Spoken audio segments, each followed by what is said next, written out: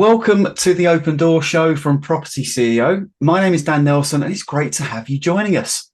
So over the next 30 minutes or so, we're going to be taking a dive into the world of small-scale property development. As always, we're going to be talking to some brilliant guests who can share their insights into the world of property and show us how it really is possible to become a property developer yourself, even if you don't have any prior experience. We're also going to be shining the light on any areas that we think could be a good opportunity for new developers out there. But above all else, we're going to try and have a bit of fun while we do it. So what have we got coming up on today's show, I hear you ask? Well, today we have an amazing guest joining us. His name is Daryl Rugless. A lot of you may know Daryl from the property community. He's an incredible guy. He's been making some serious moves in property, transitioning from the education sector.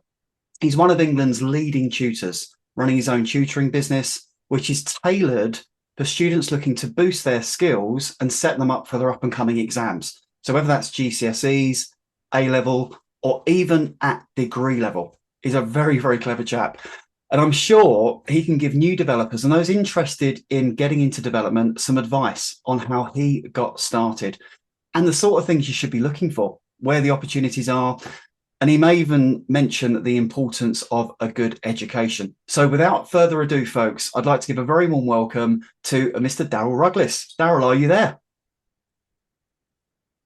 Hi, Hey. Dan. Thanks for having me. Oh, it's great to see you. How you doing? Very good, and a very lovely intro. Thank you for that. Oh, you're more than welcome. You're more than welcome. I probably haven't done you justice because I know you've been doing a huge amount of other things as well. Yeah, got to stay busy. So would you like to introduce yourself to our lovely audience, Daryl? I'm sure they'd like to know who you are. Great. So my name is Daryl Rugless. Have a background in accountancy. So I did accountancy at uni. Then I started a tuition company straight out of uni. So I've been teaching for the last, say, 12 years probably. Have a great clientele of students who I teach GCSE, A level, degree level, and I've got a small team of tutors who teach other subjects as well. Really like it. No intention of stopping that business anytime soon. And then I also have a small property portfolio, and then now I'm going into development. So I spend roughly half my time in a week teaching and half my time doing, well, probably I work 7 days a week, so it's actually probably over half a week doing development as well. So yeah, that's me in a nutshell. In a nutshell, thank you so much. And how long have you been working with us now? How long have we been working with you? I think it's probably 2 years. Yeah, About I think 2 years. Yeah, about 2 years. and Yeah. have you always wanted to be a property developer? So I'd say the short answer is yes. The longer answer is when I was younger, obviously I did accounting and finance. I was actually wanting to go into wealth management. So I knew I Hmm. always wanted to work with wealthy people and make people richer. So that was what I always wanted to do. And I also knew that I always wanted to have a personal property portfolio. So for me, development is just kind of bringing those two things together. Like I'm getting a personal property portfolio and I'm making people richer as well. So I really Brilliant. like it. So I think it does tick the boxes for me. That's brilliant. And what would you say has been the kind of biggest eye opener for you in things that you might have learned since working with us? And be honest, these are your words. Um, so I think the main thing I took away from working with you was a well-defined strategy. So understanding what to look for and where it is, I think. And also I think the knowledge that property development is not a strategy per se, it's a business. And every business is human resources, operations, finance, every business and marketing. So I think I definitely look at it as a business, whereas before I was just looking at it as a building. And Hmm. and you've got to look at it as a business to be successful in development. We always say, don't we, that it's a business first and foremost, and it's a business about property, but it's a business first and foremost. Yeah. And I Yeah. think that's definitely something that I took away. And then it really did actually just resonate with me because I was just thinking, when I started my tuition business, I looked at it as a business. I did the marketing, I did the branding, I figured out who my target customer was, put together materials. But then when I was first started in property development, I didn't look at it in that holistic way. But then Mm. after I joined, then I really did start to look at it in that way. And yeah, I think that's the correct way to view it. And I started to have more success after that. And yeah, that's excellent. You've made some incredible contacts along the way, haven't you, on the Yeah. journey? Yeah. So yeah, loads of great contacts, contractors, professionals, investors. Yeah, great contacts. Good stuff. Now, look, we know that you're working on a couple of deals. Okay. You're currently on site, aren't you, with a project at the moment? You've got Yeah. a live project on the go. What can you share, Daryl, about this particular project in terms of the type of deal it is, PD, maybe a mix of planning? Is that right? Yeah, so this one was actually a really interesting one. It is we've used a mix of full planning and PD on Mhm. it.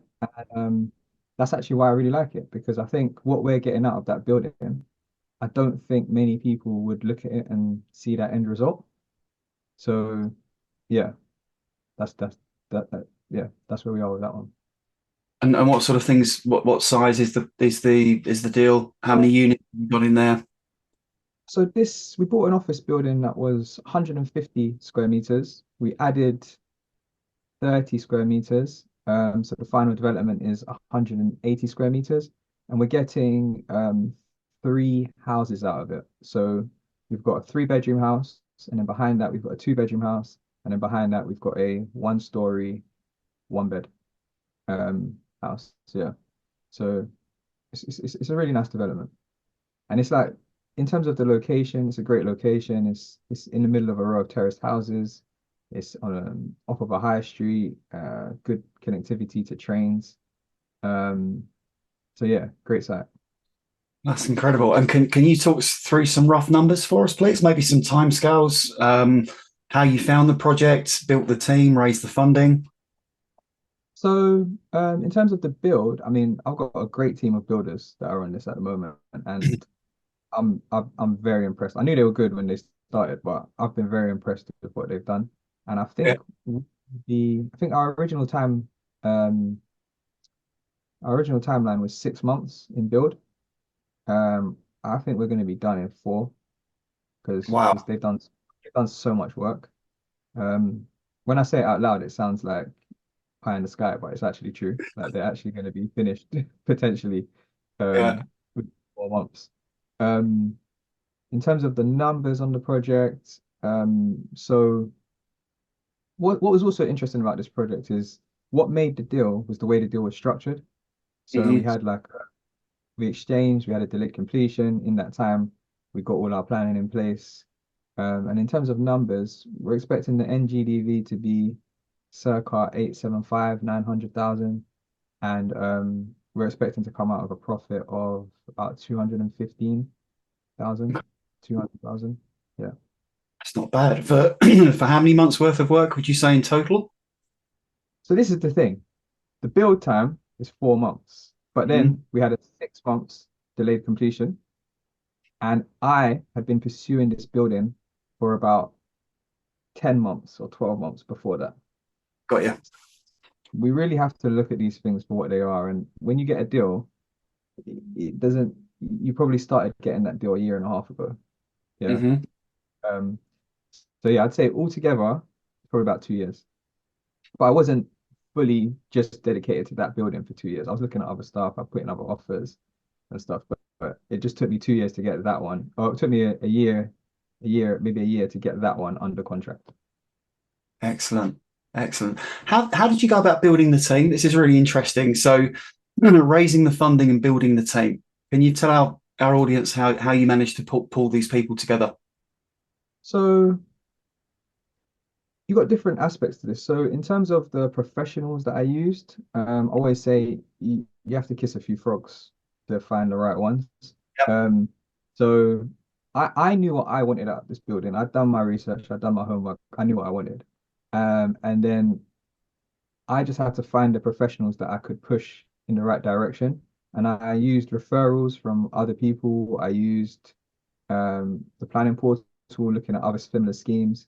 And yeah, I had to go through a couple of professionals before I found one that, um, especially in architecture and design and stuff, that would actually do what I asked. So I Hmm. was quite happy with that. Planners, again, I talked to quite a few planners on this. I think it's always good to talk to a few because they give you different perspectives. And then what I do is like I'll take information from one and then have a conversation with the other one and then push him and then he'll give me something and I go back to the other one. And then in that way, eventually we got to I got the confidence to know what I could get out of the scheme. In terms of the finance, so the person who I'm partnered on this project with, I've known for probably 13 years. Okay. Um, Wow. and he's also the person who's in charge of delivering the site as well. He's got a building background, developer himself. And Hmm. essentially, he just really, he's always kind of liked me. We've always had a relationship, and he just really wanted to work with me. So he actually came to me probably 2 years ago saying, "Look, I've got this money. I know that you're in property. What can we do?" And I think I did before I did this project, I did a, a project on my own with my own money, and it was basically we bought a house, Hmm. 3 bed, 1 bath, and we turned it into a 6 bed, 5 bath HMO. And I think he was more impressed with that project than I was. So he just really wanted to work with me from there. So he came on board with some money and obviously the delivery arm of the business. And then once I had that project secured and we got the planning in place, I then went out to some other people that I know and raised another 100,000 uh, to go into the deal. Um, and I think the main reason why I was able to raise that money is just because of the personal credibility I've built up over the years. Yeah. So like these people see my journey like right from the beginning. So they've seen me be in uni, work hard, get a degree. Then they've seen me teach, be successful teaching. They've seen me buy my first house, refurb it, hold it. They see me do one other little project where we made it into an HMO, and basically they just see me be successful over the years. So they just back me to be successful again. That's really Um, important because I think you, excuse me, you also can present a project to them like a business plan through using the deal analysis toolkit, show them maybe your business trajectory over the years, who you've got behind the company. So you become more investable, don't you? Because you've got that credibility. Would you agree? yeah, exactly. And I think the fact that I was partnered with the other developer who's got a bit more experience and got the build team in place, I was able to leverage his project, his past projects, and his credibility as well to also get these investors on board. Got you. That's a really important point. So yeah, because your builder that you're kind of joint venturing with has got that kind of that background.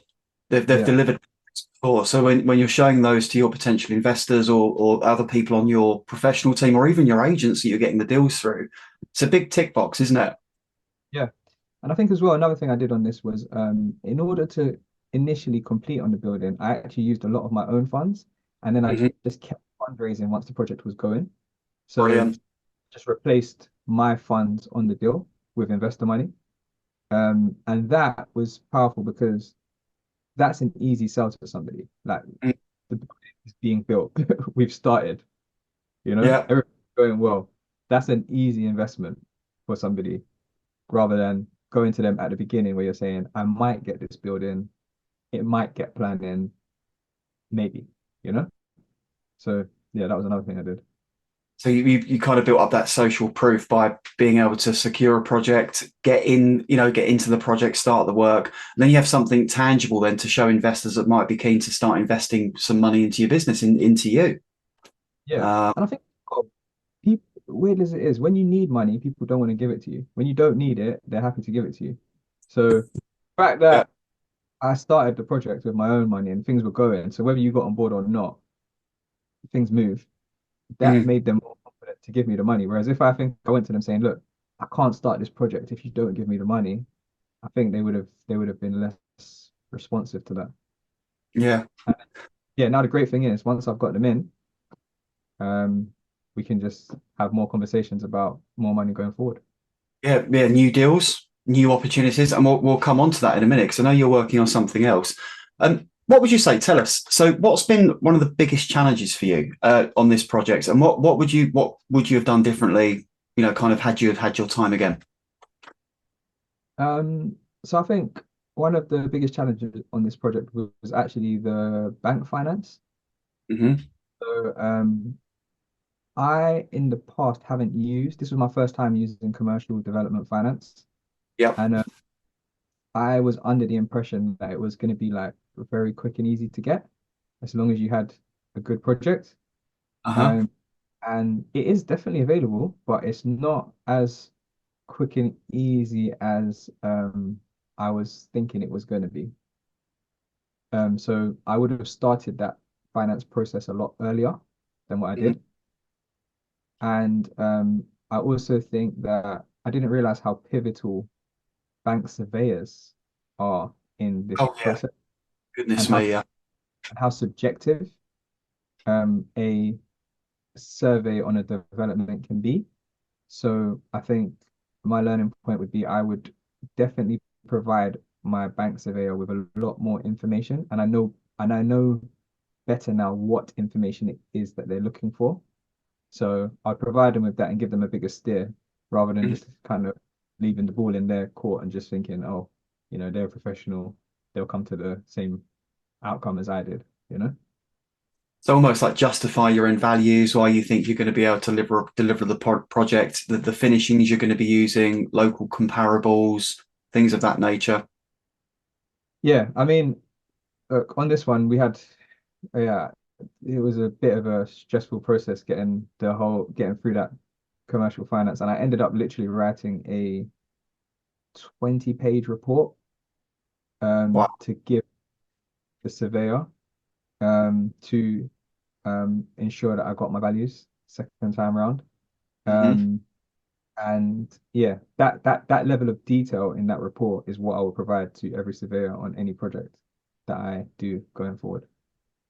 Excellent. Literally do their work for them and pay them for it anyway. That's pretty much Yeah. what we got. Try and make their life easy. The best Yeah. way you, yeah. I really like that. And I'm sure folk may want to kind of reach out to you to get some steering advice on that. So we'll put your details in the notes section. I want to ask you a question. What do you like most about being a property developer?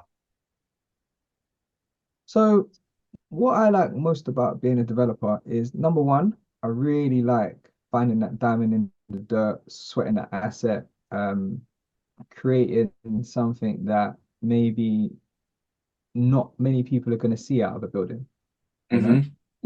I enjoy that creative process. Um, and then on the other hand, another thing I like about it is I really like making people money. Like, I think that being able to be creative and create that value and then share that value with other people as well.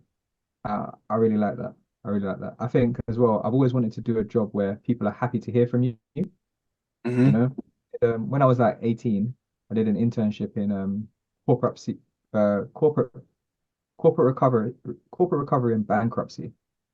Hmm. And like it was like just phone calls telling people that their estate is going to be claimed and that they're going to have nothing left after the liquidators have gone through their assets. And I just hated Wow. it. It was just negative. Didn't like it. Every time you phone someone, they don't want to hear from you. It was just not nice. Um, so I knew I don't want to be in any profession where no one wants to hear from you, you know? Yeah. Whereas doing property development, when I'm phoning someone, I'm saying, look, I can make you some money here. Yeah, there's money on the table. Let's have a chat. They're always more happy to hear from you, and I like that. Yeah. What a transition. So you're phoning people with good news. Yeah, I really like that. And I think yeah, it was just because at the same time when I was working in bankruptcy corporate recovery as an 18-year-old, I was also on the weekend doing swimming teaching, and all the kids were so happy to see me, and they were happy to see me and do lessons. All the parents loved me because all the kids loved me, and then Monday morning back in bankruptcy, just negativity and like just not good vibes. So Yeah. got that contrast early on in life, and then I realized that later on in life, I only want to be in a position where when I make a phone call to someone, they're happy to hear from me. So right now, I make a phone call to an investor. Look, there's money to be made. They're happy to hear from me. Call an agent. I'm like, look, I can get close to your offer. I've got money to give you. They're happy to hear from me, you know? And that's what I like. Yeah, you're a super enthusiastic guy, and it is infectious. When you love what you're doing, it is infectious. You know, it really is. And am I right in thinking that you're closing in on another deal? Right, you're closing in on another deal, and you're in a funding round at the moment. You're raising capital for this project. What exactly are you looking for? So at the moment, we're trying to raise 250,000 for a new deal. And in terms of the new deal, we've agreed a price with the vendor. We've instructed solicitors. They've instructed solicitors. So we're really pushing on with it. Like I'm definitely doing this deal. Yeah. So Yeah. uh, yeah, I'm definitely doing it. So now we're just looking. I'm having talks with the same investors I spoke to before, and we're just trying to raise 250,000 to get this done. Wow. This sounds like quite an exciting deal, and I don't expect you to share the details until it's all locked down and done. So what I may well do, it would be an absolute pleasure to have you back on Open Door again at some point in the future, and we can discuss that deal. But after speaking with you earlier in the week, yeah, it sounds like a very, very exciting deal indeed. Yeah, So yeah, good yeah. luck with that. On the This sort of one, final, this one could be a good one. Definitely be happy to talk to you about it again in say hopefully we have it done in a year. So yeah, I'm really looking forward to this one. And like I said, like we're doing the fundraising, but this deal is happening. incredible. I love it. I love it. What would you what are the key things that you'd say to somebody that's kind of on the fence, interested to learn more on how they could get into development? What would you say for them to do next? So I think you have to acknowledge that development takes time. You need Mm, to put in the time for it. It's not a part-time thing. You've got to really put in hours to hmm to to get going and then build momentum. And then also get knowledgeable, get knowledgeable. So whether that be training, reading books, talking to other developers, um, yeah, get knowledgeable and think of it as a business. So you've got to be adding value to every part of your business. So how can you add value to the build? How can you add value to the GDV? How can you add value to the finance? Um, how can you add value to the deal structure? mm, And in order to know those things, you've got to get knowledgeable. yeah, so And knowledge thing. yeah, yeah, time and knowledge. And then also I think as well, I always say to people like development is a great second business because you Hmm really do need something that's going to cash flow you through the through those early stages. So yeah, that's what I'd say. And I love the fact that you're running your tutoring business as well, which is fantastic. You're able to do property development in addition to running another business, right? And that business is busy. Yeah, yeah. The And good this thing time, about the good thing about the tutoring business though, it's very seasonal. Mhm, So we have busy period from like March to June, and then the other parts of the year are busy, but not like um all engulfing. mhm, But it's with that business is what's allowed me to do the development because development you have to be able to spend a lot of money up front to get money mhm, back in the future. And you have to be able to have time. Like you need to be able to go meet with the agents, meet with the vendors, meet with the investors. You need time to go and do these things. and build those relationships. Yeah, exactly. And yeah, and you need time to be able to sit down, dedicate time to following up with agents, following up with investors, following up with vendors.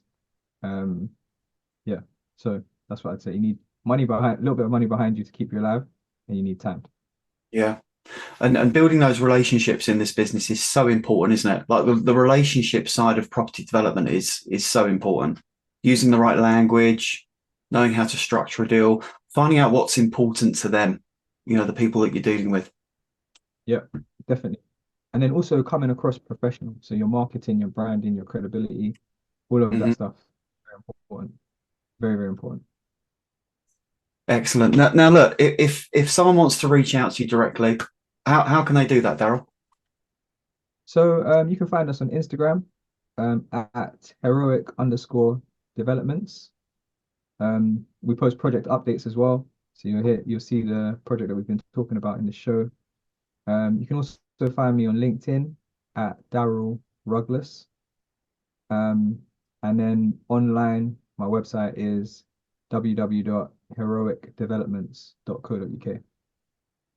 Excellent. And folks, what we'll do is we'll put the details in the notes section. So if anyone wants to reach out to Daryl, whether it be funding or if they've got opportunities, I'm sure Daryl would absolutely love to connect with you. Okay. I'm sure he would. Daryl, thank you so much for coming on today. It is always a pleasure. And I'm looking forward to seeing you at one of the Developers Club coming up in Birmingham. When are you next up there? I'll be there in June. Yeah, I'll be In there in June. June. Yeah. Brilliant. So I'll be there in June. Be good to see you again, get an update on how you're getting on. Thank you so much for coming on today. All right, it's great to see you. Thanks for having me. Appreciate it. You're welcome. And we'll see you again very soon. We'll have you back. We'll have you back again on another episode to talk about all these other projects you've got in the pipeline. Happy to do it. Happy to do it. So Cheers. thanks again. Lovely. Right. Good to see you. Right. Bye.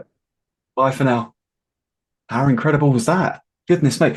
A deeper dive into a real life student here at Property CEO. Very, very interesting indeed. And that could be you. That could be you. So if you would like some help, okay, if you would like to some further support before you take the plunge into small scale property development, and if you want to understand a little bit more about how some of this stuff works, maybe dip your toe in the water, grab a pen and a piece of paper and write this down. We're going to give you something that's going to really, really help. So if this is new for you, come along, dip your toe in the water with a little bit of free training. Okay, so write this down. propertyceo.co.uk/SFR. That stands for six-figure roadmap. That's six figures in terms of the profits that you can earn. That again is propertyceo.co.uk/SFR. It's a bit of free training for a limited period of time, and it will just tell you the basics on how you can get started. So hopefully you've enjoyed today's episode. Please like and subscribe if you like tuning into these episodes. Thanks again for listening, folks, and we'll see you all again very soon. Goodbye for now.